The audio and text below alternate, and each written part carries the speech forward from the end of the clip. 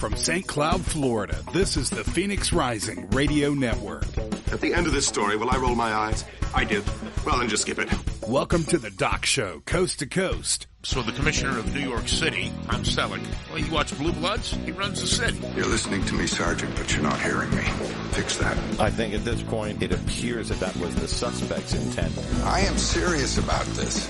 Problem is, they're breaking apart. No, not like a Malaysian airliner. Give Doc a call. You want to go ahead and call me stupid. 407-498-3193. Lately, when a government agency comes before this committee and tells me there's nothing to worry about, we got this, that's when I start to worry.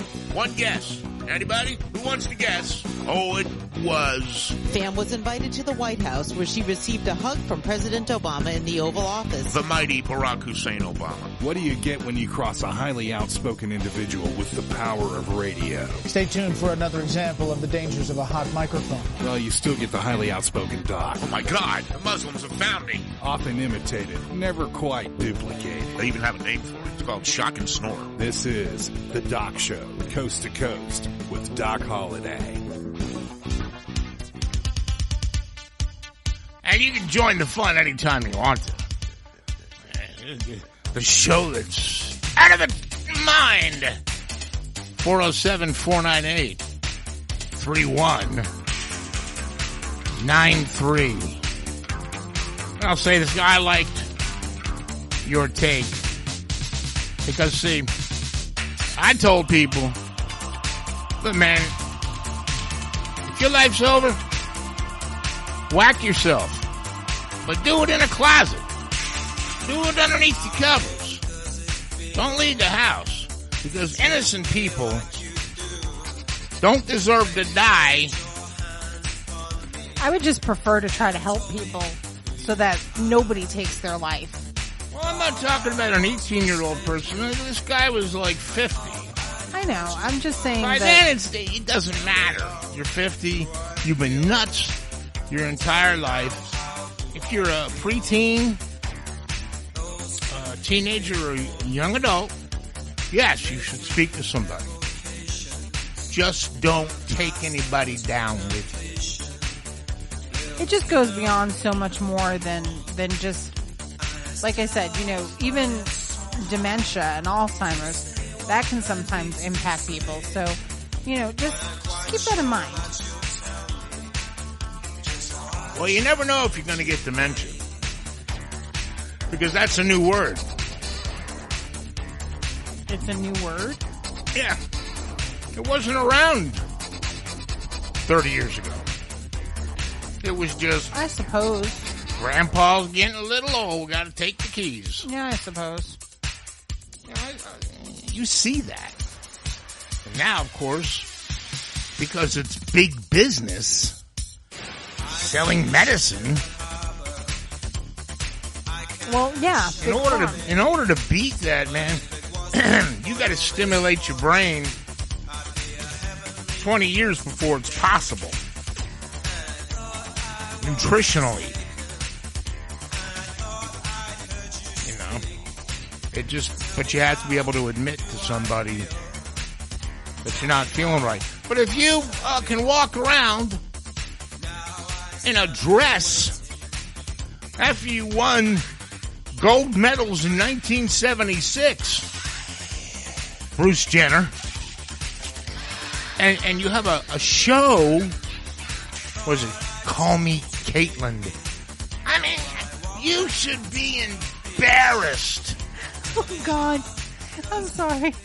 No, seriously, you should curl up because he hasn't whacked his wiener yet. Don't believe what you read. Almo makes a good point about what you just said, though. He's in, are you listening to yourself, Doc? If you're going to whack yourself, do it in the house, in a closet, or under the covers. He said, could you clarify, please? Are you talking about suicide or adolescent masturbation? I'm talking about Louis C.K. Oh, man. The comedian. He should have, instead of having people in his hotel room, if there was nobody there, yeah, there would have been nobody to turn him in. And you can take yourself in the closet, under the covers, You got all kinds of choices. Look, here's the thing. And spank the monkey. Just don't invite people to watch. These people obviously acted very inappropriately. He surprises me. Louis C.K.? Yes. Some of these Democrats that are just biting it, and other Democrats eating their young, and these are the same people that would lecture a guy like me that Trump's going to destroy the world and Hillary's the answer. Right. Now you know they're crazy. And there's been one guy, and that's that old Judge Roy. I have an opinion on that. Now, he's from where? Alabama? Yes. Okay, might I make a statement? And it's going to be very stereotypical. No, how could I stop you from making a statement? Okay, here's the thing. It's going to sound very Yankee against the Southerners, against the South. But the guy's from Alabama, and he looks old. He is old. And I'm just thinking back in the day in Alabama, the old men, they married the young girls. That's how the young girls got the hell out of their house. Right. I mean, so if he dated someone under the age of 18, I mean, they're asking this man questions about if he dated girls under the age of 18 when he was over 18. Back in the day in the South, even, and maybe even up north, for some time, but definitely in the deep South where he's from, that was an accepted behavior. It wasn't shunned upon. If your husband was 15 to 20 years older than you, that wasn't shunned upon in the deep South, people. I don't think it's, it may not even be shunned upon now. I don't know. As a matter of fact, if I know a 55-year-old, and I do, whose wife happens to be 35 years old, but she's gorgeous, all I can give the dude is a high five. But, and this is the thing. So you're judging a man now on today's, and I don't even think the 35 to 55 thing, that's not the issue, Doc. That's because a 35-year-old woman is old enough and mature enough to make up her own mind about whether or not she wants to be with a 55-year-old man. What the problem becomes is when it's the 25-year-old man who's dating the 16-year-old girl. Because the 16-year-old girl doesn't necessarily, she's not a woman of the world yet to have experienced what men.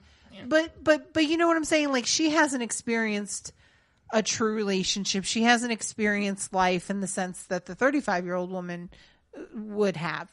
And she's a kid. She's a kid. And she should be a kid. That's our mentality in today's society, right? If you're a teenager, you should be staying a teenager. You should be hanging out with other teenagers. You should not be hanging out with men that are twice your age or, 3 times your age, because it's just inappropriate. But again, in that time frame in Alabama, we have to look at what were these men and girls taught? Was it acceptable? When he says, I don't know, I never dated a girl that I didn't have her mother's permission. Well, if the mother is saying, well, my 16-year-old can go ahead and date that 30-year-old, then how can you blame the man? The mother's saying it's acceptable. Not that it should be, but that's the way of life in that part of the country. And it doesn't make it right. I'm not condoning it. I'm just trying to explain that in different parts of the country, different things are acceptable. Yeah, if you go up north, biracial relationships are probably a little more acceptable than they are in the deep South. Wouldn't you agree? I don't think anybody cares anymore. Okay, let's go back a couple of years. Go back 10, 20 years. Wouldn't you say? Like 20 years ago. Okay, so wouldn't you say that would have been the case, though? Yeah, but even in the doesn't North, make it right. They still kind of look at you funny. Doesn't make it and right. Then, if it's a white dude with a black chick, That just never happened. As bad as we wanted it to. You know, this... That's not true, I don't think. This lady... No. You just now are starting to see women of color and men of a pale color. It was impossible. I mean, personally, I don't care. It doesn't bother me. No, it doesn't bother me either. It doesn't bother me one lick. You know, the way I see it is people are people. Doesn't matter what color your skin is. If you're a good person and you have a connection with somebody, then you should be able to be in a relationship with that person. I don't think that there's anything wrong with that. What I do find, though, at least in my own personal experiences, is that even if I am attracted to somebody that might be Hispanic, the culture that you're up in, sometimes when you're dating somebody and you're brought up in different types of culture, the American culture is very different than, the Hispanic culture, obviously. Sometimes that can be a challenge in relationships, sometimes. So it's not necessarily that you shouldn't date somebody because of the color of their skin, as much as sometimes it can be kind of tricky to date somebody that doesn't share the same culture. But see, it's the outside. Mm-hmm. Two people that you're very true. Yes, you're right. Who suddenly begin to hit it off, mm-hmm. and white guys, we're mostly attracted to Asian women. You are. No, you don't understand. Why is this a blanket statement for all white men across America? I am telling you. So does Doc speak for all of you? All white men are attracted to Asian women? Tell me, is this true? White men. Is this why he wants to watch Fresh Off the Boat? Have an Asian chick fascination. We've had it. It's been around forever. Is that because the porn industry has made it available to you as a fascination? Is there Asian porn? I don't know. I'm asking you. Like hot Asian chicks or something? I don't know. Hot Asian girls? There's something... Buy one? Get her off the boat? I don't know. I mean, I don't know. And I'm asking you. I mean, I don't know. When you're 18 and you're scoping porn for the first time... I think when you're scoping porn for the first time, you're just lucky you got what you got. I mean, back in your day, it was flipping a magazine, right? Yes, correct. It was your dad's National Geographic. You're like, ooh, boobies. That wasn't. You know what? That's when I realized that I had better taste than that. So I just couldn't. They had to be careful in National Geographic what boobies they put in because they couldn't. Some of them were hanging down to their bellies. Well, because they didn't want it to be seen as porn. It was literally meant to be. Oh, trust me, it wasn't porn. It was meant to be a cultural magazine. But anyway, I get it. So you know, and black guys love, and they meet them at the malls. The muffin top chicks. Oh, jeez. That, you know, a lot of them live in trailers. A lot of them live in low income housing. So how do these white guys end up with these white girls and vice versa? Then? What? So you have people. You're saying that, you know, the black guys like the white girls with the muffin tops. Yes. And the white guys like the black girls and the Asian girls. Yes. We like. Mm-hmm. Exotic. But then how do you end up marrying white women? White men and white women or black men and black women or Hispanic and Hispanic marry each other. If your theory was correct, then why are they all marrying? My theory is 100% correct. So then how are we getting the same races marrying each other still? Because that's something that when you're young, mm-hmm. you don't necessarily, as a white girl, mm-hmm. let everybody know that you're getting a man of color giving you the ding-ding. Oh, Lord have mercy. When it comes time to get married, you're not marrying those guys. You're going to find a nice white fellow, a little bit older, who has no idea. And if he knew, he wouldn't date you. No idea whatsoever. Okay. I'm telling you the truth, people. So you would not date a woman if you knew she was with a black man at some point in her life? Not just one, you know. Oh, so one would be okay. Well, I mean, but like everybody, if there were 50, yeah. Well, if it was every relationship, then no. I don't belong. If all you pick is people of color, you know, I am a person of color, but it's a lot paler. You know, and all that means is you're just... I mean, I've dated Hispanic men because that's what I've been attracted to. But obviously, my culture, growing up as an American in this country, it makes it a challenge to the culture. And I've embraced the Hispanic culture. There's nothing wrong with it. I've embraced the cooking, the food, the music, you know, and I've had no problems with it. But unfortunately, sometimes it does become a little bit of a challenge, you know, mingling the two cultures. Many people have been able to do it. It just depends on the extent of the person's, the extent of how different the cultures are, and can you truly, you know, come into combining the two. I'm not saying it can't be done. It absolutely can be done. I've seen it done, but it can be a challenge at times. Just like religion, you know, very difficult to, if you're a Christian, to go into a marriage with a Jew or an atheist or somebody who's Buddhist. I wouldn't marry an atheist. At some point. The lightning's coming down. But at some point. And you might be in the way.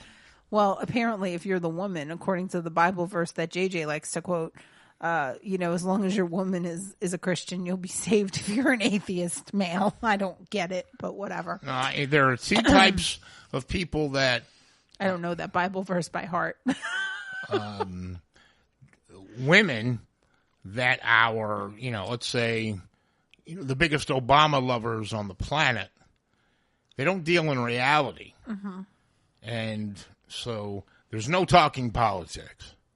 Because if it slips... Well, if a Republican and a Democrat can marry and get along, then God bless them. They were really, truly meant to be.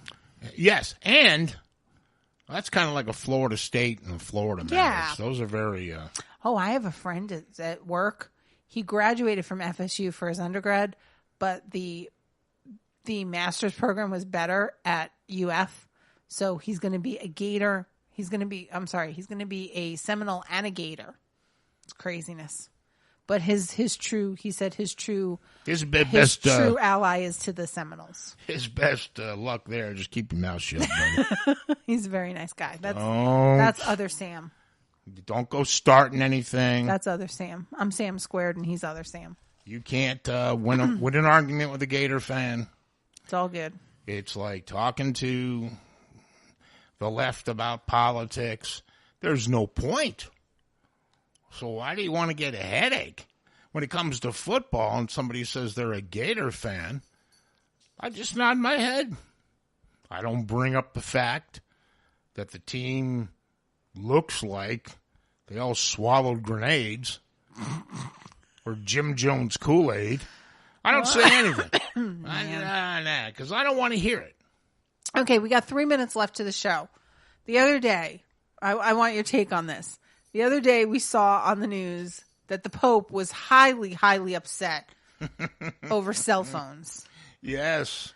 It was very interesting. And so for those of you who may not have seen the story on the news, the premise is that, you know, when people go to visit the Vatican, for a lot of people, this is a once in a lifetime experience. I myself have never been, and I've never actually been in the presence of a Pope. Even when I lived in New York City, I was too young to go to the papal mass when Pope John Paul, well, now Saint Pope John Paul II, came to New York City on his visit. Why were you too young? Oh, I was very young. I was like maybe 5 or 6. And so they crowds, ban? No, my mom, the crowds were just so much that, you know, she thought it would be too much, and, you know, people get kind of crazy and whatever. And he was at... She's probably right about that. He was at Aqueduct Racetrack is where he had mass, believe it or not. Well, you got to find a big place enough venue that can hold people. Absolutely, and so it did. And would have been funny if while he was, doing this, I already know that song. I don't even know what that is. And all of a sudden, a greyhound runs by him. It got loose. Now that's Catholic entertainment. He would have looked and said, St. Francis of Assisi, pray for him. St. Francis of Assisi is the patron saint of animals. Oh, okay. Anyway. He's not been doing his job very well. Anyway. So the Pope came out the other day. He was very upset because he gives us, so every Wednesday he goes out into the courtyard and it's like his public address to the Vatican City. And people line up from water everywhere. On him too. I know that he throws water. He probably does a blessing. And anyway, so he is giving his address and he's referring to, he brings up how upset he is about cell phone use in Mass. And he really was really upset. He's like, this is horrible. This is despicable. This is my English translation. I'm sure it was just stronger in Italian. Was talking like this. No, he was not like that. He was very passionate. He was speaking in Italian and he was like with the hands and everything. It was crazy. I heard the interpreter couldn't keep up with it. And yeah. And he's like, this is the sanctity of the Mass and you should be not using your cell phones and you need to be putting them away. Instead, you're holding them up and you're taking pictures and you're distracted and you're not paying attention to the prayer. And as a Catholic, I get what he's saying because there is a solemnness about the Mass. Okay. Solemn? Let me tell you. If you can understand it, God bless you. But anytime I had to go to a Catholic church. It's because you're not a cradle Catholic, so that's why you don't get it. And they would start speaking another language, and they always had an old rabbi from Brazil or something. First of all, it's a priest. A priest. It's not a rabbi. Well, whatever. And they would talk about their long journey to find Jesus. And those are the only words I understood for 20 minutes. Well, I'm sorry that you've had a bad experience. If I go, I want to hear something that'll motivate me. Right. And sometimes you do and sometimes you don't. And that's one of our challenges in the Catholic faith is that our priests, when they give their homilies, are not exactly not all of them are the most captivating in any case. So that's why people fall asleep. The Mass though is a prayer from start to finish. And at the point of the Eucharist, where you've been to Catholic Mass where you see the priest, he'll raise the cup and he'll raise the host. I didn't know it was called a Eucharist. Yeah, that's the Eucharist. And that sounds like a Star Trek word. And it's the is it consubstantiation? I believe that's the word. Scotty, how's our Eucharist? Anyway. And I don't know, Captain. I don't think I can hold it. It's where the consecration happens and the host and the wine become the body and blood of Jesus Christ, right? So that is the most sanctified moment of the Mass. Send some wine. Okay. But I will be the first one to admit, you have a communion, you have any kind of ceremony in the church, a baptism, that you got parents and they got the cameras going and they're running over people and they're running in front of the priest and they're forgetting that this is a religious ceremony because they want pictures to captivate the entire moment. A lot of what he doesn't understand too, it's not just pictures. Now it's video. If they hold the camera up, they are either Facebook Live. True. Or they're going to make, because I mean, whether I like him or not, he doesn't give a damn. But if I saw the Pope, you'd take his picture in a second, because he's kind of like a religious celebrity, right? Yes, and for the people who buy into his stuff, and even if you're not Catholic, even if you're just an average Joe, or you're a Christian or a Jew or somebody who just knows who the Pope is, he still has somewhat of a celebrity stature to him, right? The Pope is... I mean, I would think even an atheist would be like, damn, that's the Pope.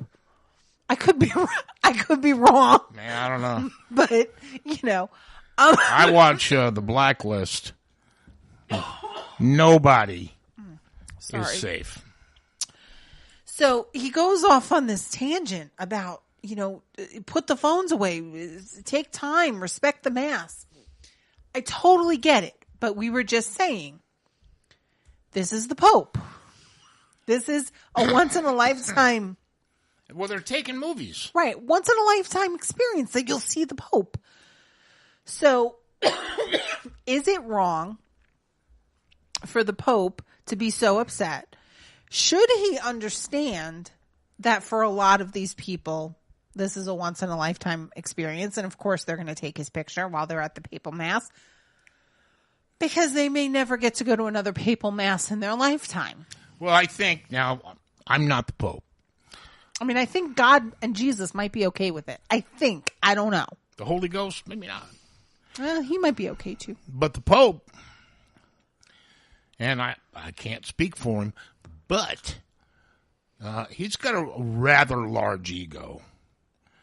And this one in particular, he's a left-winger, large, huge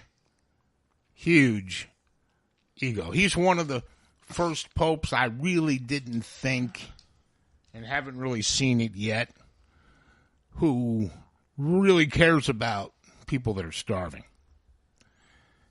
The Pope asked Christians to go make it up to the Muslims and become friends.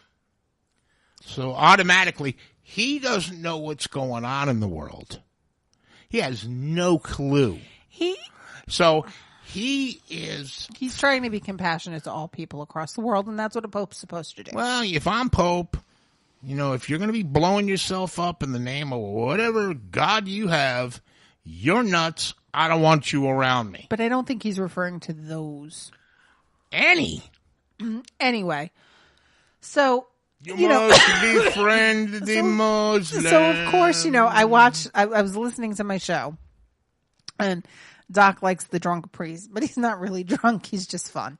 Dude, he's drunk.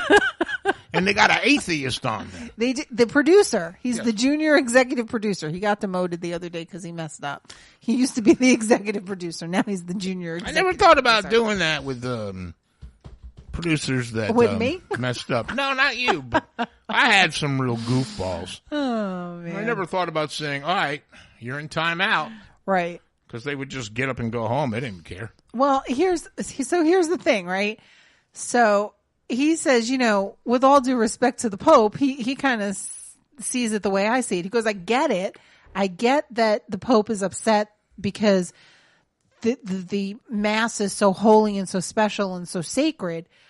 But for most of these people, they may never get to experience this ever again, and they want to capture that moment. And then he proceeds to say, with all due respect to the Pope, I go ahead and I serve my Sunday Mass on, the campus that he's the campus minister on, Montclair State University in beautiful New Jersey. He said, and no offense to the Pope, but nobody's holding up their camera and taking pictures of me during the Mass. They could care less. And so, he kind of joked about it.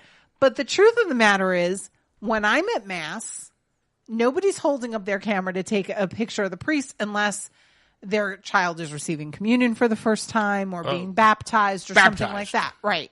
When my son was baptized by Father Charlie over at St. Mary Magdalene in Lake Mary, people were taking all kind of pictures. Right. And so, and that's his point. He's like, look, you want to capture the moment. He's like, I get it. I think, and I do believe there is a way to do that. I do believe that there is a way to keep the sanctity of the sacrament that the kids are receiving or that you're receiving, or the sanctimony, the sanctity of the service without imposing yourself. There's a time and there's a place for you to be able to do that. And so I get it. But this Pope was really upset about it. But then I go on to the next story about the Pope, right? I moved on, and as I'm listening to this in the news, and this goes to the Vatican liberalness, I guess, that's happening there. The Vatican is its own city-state. So it's kind of like its own country, basically.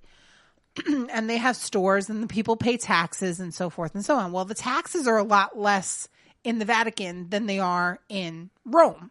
And people would go into the Vatican, buy their liquor and their cigarettes. Correct. So the Pope and he gets all mad. And the government of Vatican City would like you to know that come the first of the year, they will no longer be selling cigarettes in the store. First of all, I didn't know that they sold cigarettes in the Vatican City. I'm not saying I didn't know that there were priests that smoke, because I've seen some in my day.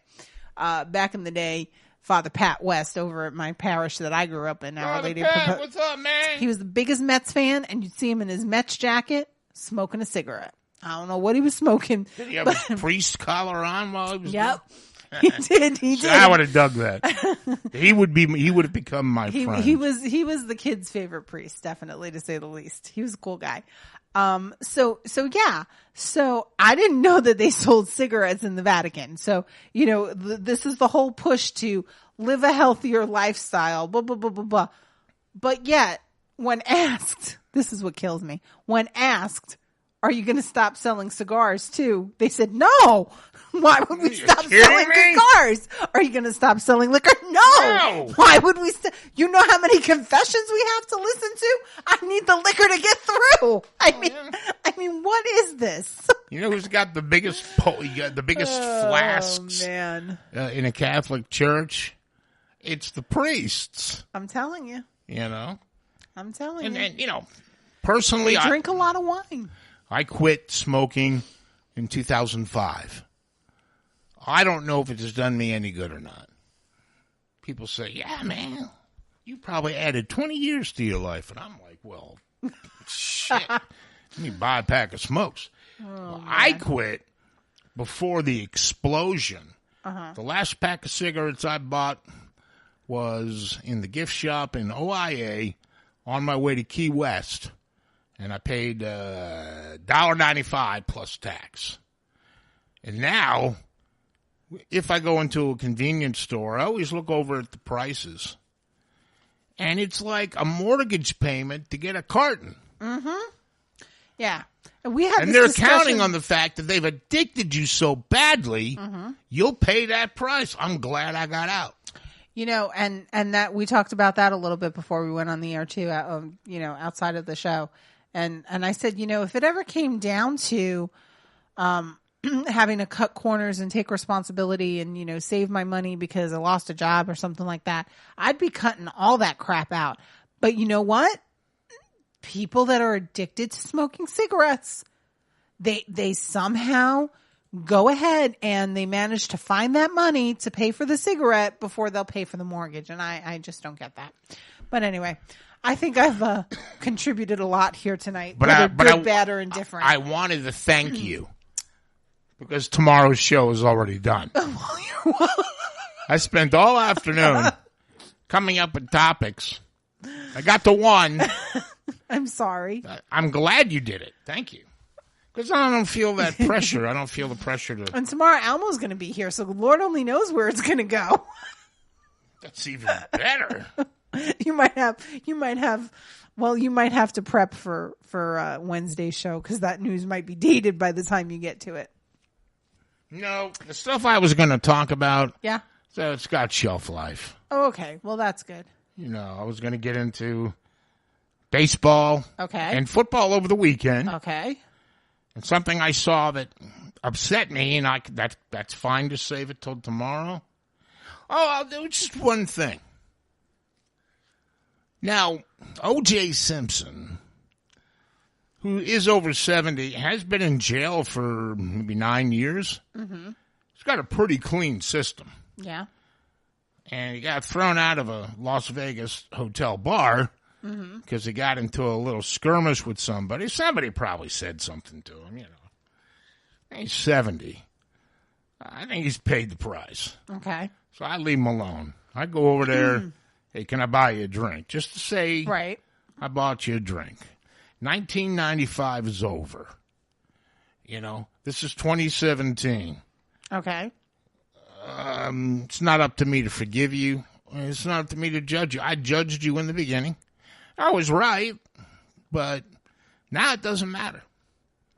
Because as he gets older, he's getting ready to take that trip to the pearly gates. I would just love to be there. Not really, God. And watch him try to talk his way into heaven. Same with Johnny Cochran. Is OJ Catholic? Because he might be able to get to purgatory. He better find something. And in the month of November is where we pray for the souls. So if you're in purgatory, we're praying for you. They say in the Catholic Church, if you go to the cemetery in the month of November and visit, you're helping that soul get one closer to heaven. Is purgatory a fun place? Like, can you walk around unnoticed in a sports bar and watch a game? I think there's a misconception even about heaven and hell. Like, we just assume it's a place. But it's not really a place. It's not like it's set up like in the clouds and like an actual place. It's where it's an idea of where we believe it exists, but it's not a particular place. It's where your soul is until you're ready to go to heaven. I wonder where I would go. If I was in purgatory. But hell isn't a place either. Like we don't believe in. We believe in hell. Now, the Jews don't believe in hell. There's heaven and there's hell, but like it's not like an actual place. Like, we don't believe like the devil with the pitchfork. At least not Catholics. I mean, we know there's a Satan, but what do? Just play checkers with him? I don't know. I can't explain it. Like that's it's one of the things that's so hard to explain. Like, it's not a physical place. If I didn't think I needed to keep myself in line and keep the discipline that I really don't want to spend when my soul leaves my body. Because your soul will leave your body. That is correct. I don't want it to go to hell the way I've seen hell because I couldn't stop doing a particular thing that was there was you couldn't apologize for. But the thing is, my understanding is when you get to where you're going to meet your body in. Dude, while your soul goes there, like an episode of Lost. It kind of, sort of is. We need like a religious officiant in here too. Somebody who has a theology degree. Yeah, I'm pretty good. No, we need somebody with an actual degree. Oh. So, well, if anybody, you don't know if you're going to get an attitude out of that person. Or somebody who is a pastor, maybe they don't have a degree, but they're well versed in the Bible. Almo has a friend, maybe he's well versed and he can help us to better understand. You got to have a sense of humor. I will not bring a religious person, somebody that knows the Bible back and forth. Maybe we can make a call to my friend Lino. He's not my friend, but maybe he would come on the show. Have a sense of humor about the questions that I'm going to ask you. Or maybe we can ask Father Jim. I don't know. I am not mocking your chosen religion because you're not a Muslim. Right. And that's not a religion, it's a cult. But that's not the question we want answered. The question we want answered and explained better than I'm doing it is about heaven, purgatory, and hell. So do I need to continue to walk the fine line, or can I just go ahead and do anything the F I want? I don't think you can do anything Well, there's no hell, so what do I pay for? No, there's not going to heaven for sure. See, but that's why we need somebody who's better versed in this than I am. Well, if there's anybody that knows somebody, or maybe it's you. If you know a fun priest or somebody. I used to know I'm gonna call out Lino Rulli, the Catholic Guy Show. Maybe you can help me. Yeah, sure, I'd be happy to. Yeah, I don't know if he's allowed to, but I don't know, but you know what? I'm calling you out. You get the atheist on. Yes, I want to talk to the atheist. He might be better. He might be able to better explain it. I think actually talking to an atheist, and I had to work with one time. His karma was so bad. I mean, it really, anything that could go wrong in this guy's life Went wrong? Went wrong. Well, that may be from being an atheist. That's the way I'd never said that to him. Yeah. But that's the way I thought. You got to have faith. You got to have faith. George Michael, 1988, #1 song. I think you got to have faith in God. Yeah. Well, you got to have some Jesus in you. You do. I'm a firm believer in that. And, he got arrested for DUI.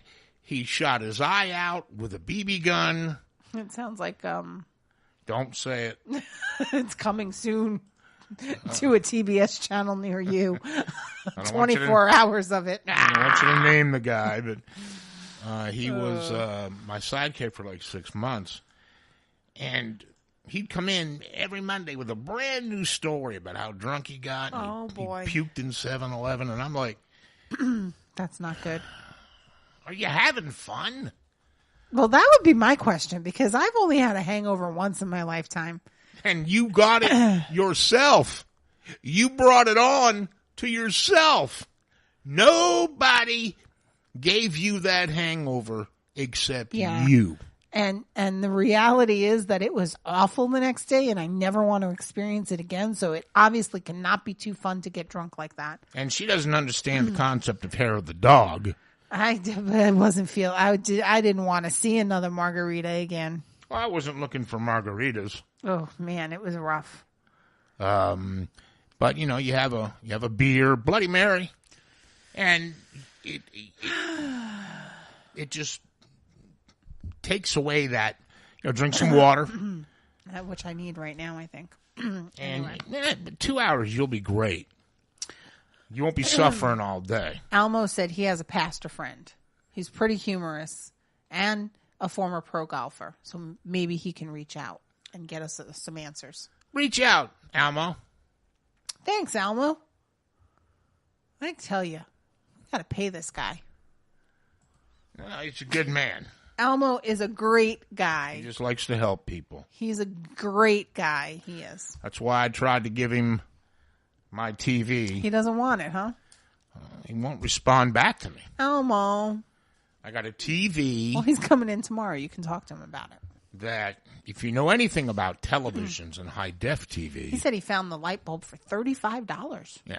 They got lamps. Yeah, something like that. And after 7 years, the lamp will begin to dim. He's the video guy, not me. I'm the audio girl. And these TV repairmen, all they're bringing is like a back porch, big light. And they open up the back of your TV. They unscrew the other one. They put that one in. And they take their time. And they make it sound like they're... $500 later. They're building a robot. And they shut it up and they go, whew. And then you turn it on and it looks like you just took it home from Walmart. And then they charge you, $300-$400. It's a great scam. Yeah. And with all and then you find out it was $35 for the lamp. Oh, it's $35. That's it. $35. That's it. Yeah, he'll charge you $400 for coming out. I'm telling you. Well, he's got to make money, but as long as you know, because Almo works for food. You can't buy a TV that's not high def. You can't. It's true. The industry is forcing you to go ahead and spend that kind of money.